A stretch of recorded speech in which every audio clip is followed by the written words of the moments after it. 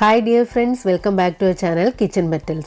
ഇന്ന് നമ്മൾ ഉണ്ടാക്കാൻ പോകുന്നത് ക്യാരറ്റ് കൊണ്ടുള്ള ഒരു സൂപ്പർ പായസമാണ് ഉണ്ടാക്കുന്നത്. ഒരു സ്പെഷ്യൽ ആയിട്ടുള്ള ഒരു പായസമാണിത്.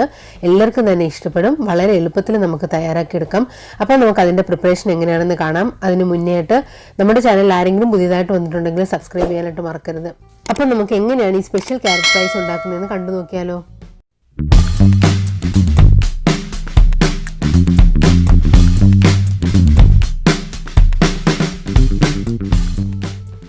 അതിനായിട്ട് ഞാനിവിടെ 4 ക്യാരറ്റാണ് എടുത്തേക്കുന്നത്. അത്യാവശ്യം വലിപ്പമുള്ള ക്യാരറ്റാണ് എടുത്തേക്കുന്നത്.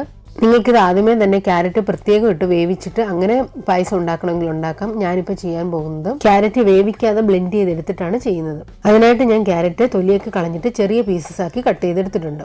ഇനി ഇത് മിക്സിയിൽ ഞാൻ നന്നായിട്ടൊന്ന് ബ്ലെൻഡ് ചെയ്തെടുത്തിട്ട് വരാം. ഞാനിതിൽ ഒട്ടും തന്നെ വെള്ളം ഒഴിക്കാതാണ് ബ്ലെൻഡ് ചെയ്തെടുത്തേക്കുന്നത്. ഇനി നമുക്കിതൊന്ന് മാറ്റി വയ്ക്കാം. ഇനി ഒരു പാൻ അടുപ്പത്ത് വെച്ച് അതിലേക്ക് 1 ടീസ്പൂൺ നെയ്യ് ഇട്ട് കൊടുത്തിട്ടുണ്ട്. നെയ്യൊന്ന് മെൽറ്റായി കിട്ടിയിട്ടുണ്ട്. അപ്പോഴേക്കും അതിലേക്ക് 1 ടേബിൾ സ്പൂൺ ചോപ്പ് ചെയ്ത കശുവണ്ടിയാണ് ഇട്ട് കൊടുത്തേക്കുന്നത്. നമുക്കിതൊന്ന് ഫ്രൈ ചെയ്തെടുക്കണം. ഇപ്പോൾ ഇത് ചെറുതായിട്ടൊന്ന് കളർ മാറിയിട്ടുണ്ട്. അപ്പോൾ അതിലേക്ക് 1 ടേബിൾ സ്പൂൺ കിസ്മിസ് ആണ് ആഡ് ചെയ്യുന്നത്. അതുകൂടി നെയ്യിലൊന്ന് വഴറ്റിയെടുക്കുന്നുണ്ട്. നിങ്ങൾക്ക് കിസ്മിസും നട്ട്സും ഒക്കെ ഇതിലും കൂടുതൽ ആഡ് ചെയ്യണമെങ്കിൽ അത് ആഡ് ചെയ്യാവുന്നതാണ്. ഇനി ഇതൊന്നും ഇല്ലെങ്കിൽ അതൊന്നും ഇടേണ്ട ആവശ്യമില്ല. അല്ലെങ്കിൽ തന്നെ ഇതിന് നല്ല ടേസ്റ്റാണ്. അല്ലെങ്കിൽ നിങ്ങൾക്ക് തേങ്ങാക്കൊത്ത് ഇഷ്ടമാണെങ്കിൽ അതൊന്ന് ഫ്രൈ ചെയ്തിടാവുന്നതാണ്. അപ്പോൾ ഇത് നെയ്യിലൊന്ന് വറുത്തെടുത്തിട്ടുണ്ട്. ഇത് നമുക്കൊന്ന് മാറ്റി വയ്ക്കാം. ആ സെയിം പാനിൽ തന്നെ ഞാൻ 1 ടീസ്പൂൺ നെയ്യ് കൂടി ആഡ് ചെയ്യുന്നുണ്ട്.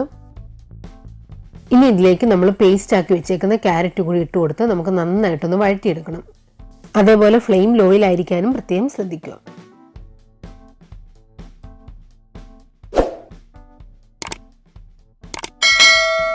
ഇപ്പോൾ ഇത് നന്നായിട്ട് വഴറ്റിയെടുത്തിട്ടുണ്ട്. ഇനി ഈ സമയത്ത് നമുക്ക് ഇതിലേക്ക് പാൽ ആഡ് ചെയ്ത് കൊടുക്കാം. പശുവിൻ പാലാണ്.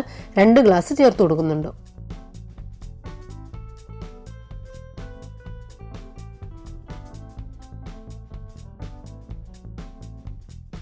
ഇനി നമുക്ക് നന്നായിട്ടൊന്ന് ഇളക്കി കൊടുക്കാം. ഇനി ഇതിലേക്ക് ചവ്വരിയാണ് ചേർക്കുന്നത്. ഇത് ഓപ്ഷനിലാണ്. നമ്മൾ ചവ്വരി ചേർത്ത് കഴിഞ്ഞാൽ നല്ല തിക്കായിട്ട് കുറച്ചും കൂടി ടേസ്റ്റ് ആയിട്ട് കിട്ടും. അതുകൊണ്ടാണ്. അതിനുവേണ്ടി ഞാൻ ഇതേപോലെ 1 കപ്പിന് 1/2 കപ്പ് ചവ്വരിയാണ് എടുത്തത്.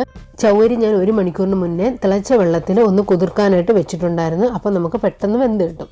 ഇനി ചവ്വരി അടിക്ക് പിടിക്കാതെ കണ്ടിന്യൂസ് ആയിട്ട് ഇളക്കാനായിട്ട് പ്രത്യേകം ശ്രദ്ധിക്കുക.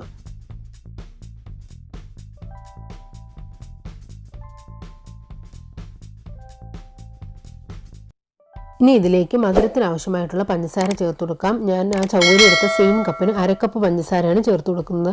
നിങ്ങൾക്ക് ഇതിൽ കൂടുതലും കുറവും ഒക്കെ അവരവരുടെ മധുരത്തിന് ആവശ്യമായിട്ട് ചേർത്ത് കൊടുക്കാവുന്നതാണ്. അതുകൂടി ചേർത്ത് ഞാൻ നന്നായിട്ടൊന്ന് ഇളക്കി കൊടുക്കുന്നുണ്ട്. ഇപ്പോഴും ഫ്ലെയിം ലോയിൽ തന്നെയാണ്.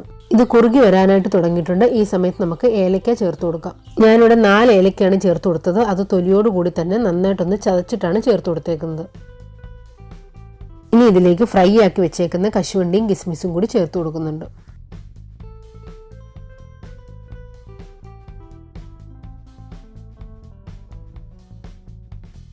ഇനി ഇതിലേക്ക് 1 നുള്ള് ഉപ്പ് കൂടി ഒന്ന് ചേർത്ത് കൊടുത്ത് ഇളക്കി കൊടുക്കാം.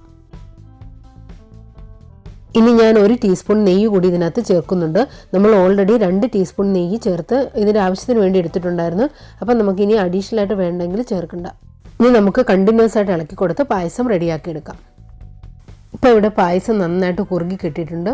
ഫ്ലെയിം ഓഫ് ചെയ്ത് മാറ്റി വയ്ക്കാം. ഇത് ചൂടോടുകൂടിയോ അല്ലെങ്കിൽ തണുപ്പിച്ചിട്ടോ നമുക്ക് കഴിക്കാവുന്നതാണ്. വളരെ ടേസ്റ്റി ആയിട്ടുള്ള ഒരു സ്പെഷ്യൽ പായസമാണിത്. അപ്പം നിങ്ങൾ എല്ലാവരും ഒന്ന് തയ്യാറാക്കി നോക്കുക. തയ്യാറാക്കിയിട്ട് എങ്ങനെ ഉണ്ടായിരുന്നത് നിങ്ങൾ കമൻറ്റ് ബോക്സിൽ ഒന്ന് അറിയിക്കുക. അപ്പം നിങ്ങൾക്ക് ഈ വീഡിയോ ഇഷ്ടപ്പെട്ടെന്ന് വിചാരിക്കുന്നു. ഇഷ്ടപ്പെട്ടെങ്കിൽ ലൈക്ക് ചെയ്യാൻ മറക്കരുത്. നിങ്ങളുടെ ഫ്രണ്ട്സിനും ഫാമിലിക്കും ഒക്കെ ഒന്ന് ഷെയർ ചെയ്ത് കൊടുക്കുക. അതേപോലെ നിങ്ങൾ ആരെങ്കിലും ആദ്യമായിട്ട് ഈ ചാനൽ കാണുന്നെങ്കിൽ സബ്സ്ക്രൈബ് ചെയ്യാനായിട്ട് മറക്കരുത്.